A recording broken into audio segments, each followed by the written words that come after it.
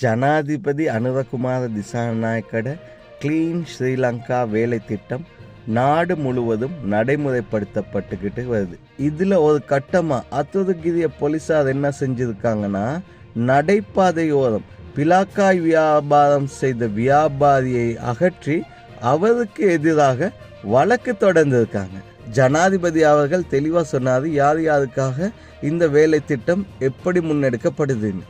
அதை விட்டுட்டு நடைபாதையோரம் வியாபாரம் செய்தவங்களையும் சில்லறை வியாபாரம் செய்தவங்களையும் சின்ன சின்ன வியாபாரம் செய்தவங்களையும் அகற்றுங்க அப்படின்னு ஜனாதிபதி சொல்லலை.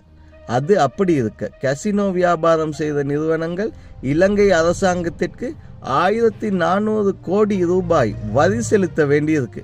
ஆகவே கிளீன் ஸ்ரீலங்கா வேலை திட்டத்தை தவறாக புரிஞ்சுக்கிட்டு இந்த நடைபாதையோரம் வியாபாரிகள் எல்லாம் பிடிச்சி வழக்கு தொடர்றதுக்கு பதிலாக நாட்டுக்கு வரி செலுத்த வேண்டியிருக்கிற இந்த கசினோ நிறுவனங்களை மடக்கி பிடிச்சாங்கன்னா நல்லா இருக்கும் அப்படின்னு ஊடகவியலாளர்கள் கருத்து தெரிவிச்சுக்கிட்டு வராங்க.